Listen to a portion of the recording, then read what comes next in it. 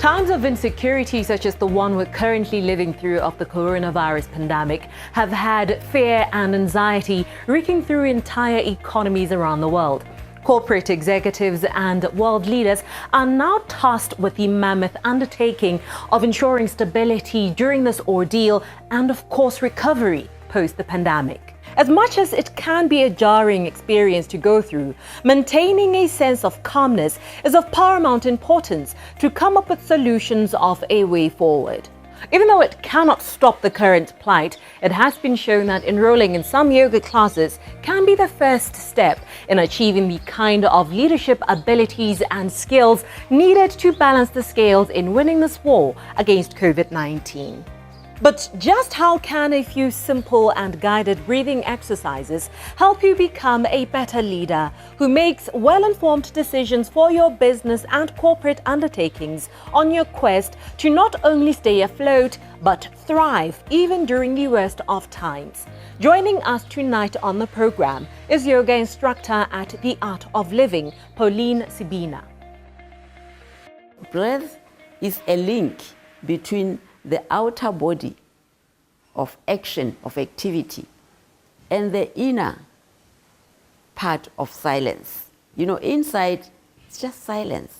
So as we use the breath more and more, making it longer, we then get to truly benefit and experience the silence inside, just through breath. We do these breathing techniques as leaders. We are now putting the mind in that calmness that then allows us to make good quality decisions. When you say leadership, let's not just look at the corporate sector, let's just look at leadership across the board. Anybody and wherever you are, where you have to make some decision which doesn't just affect you, but affects other people as well. You are a leader in that respect. So all those negative emotions that have been building up, they've never been taken off. You can imagine if, since you were born, you never brushed your teeth. At your age, what would your mouth be like? That's exactly what happens even with us. You know, that because of these negative emotions, we just keep on covering them, closing them, because life has to go on, and we don't know how to get rid of them. So as pertaining to our conversation today, are there any specific practices within this huge discipline that speak directly to leadership skills harnessing? We'll focus on the three, which are physical stretches, breathing techniques, as well as meditation.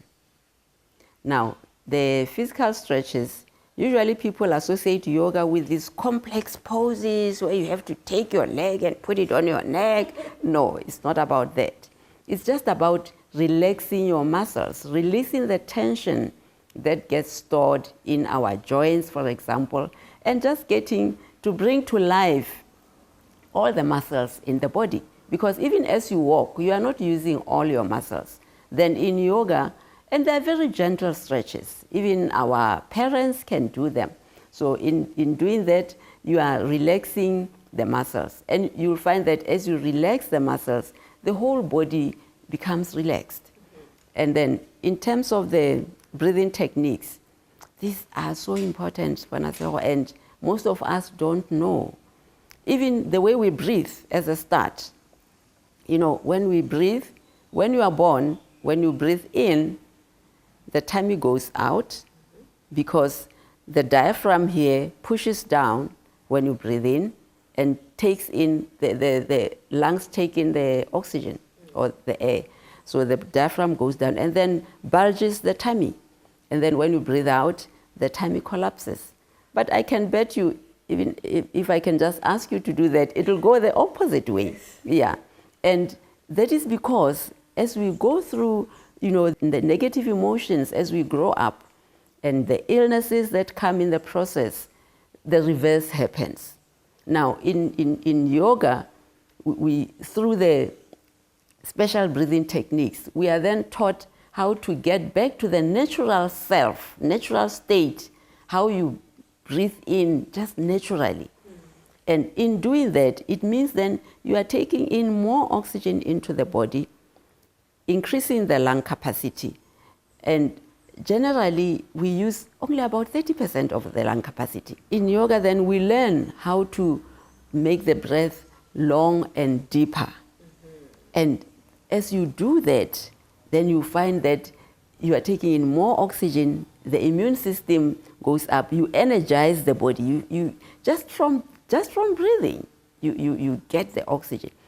I don't know if you've ever experienced when somebody was like very angry and wanting to box somebody, and then somebody would just say, take a deep breath in and breathe out. And after they do that, they feel the calmness. Yes. That is just like an example to show how powerful breath is. And then meditation being the third aspect. You know, when people think meditation, they say, no, I can't just sit and focus.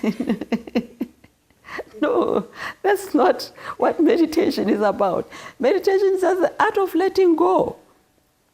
You know, you just let go and really, really let go and be guided into just relaxing. And it's just so simple. You just sit and just let go.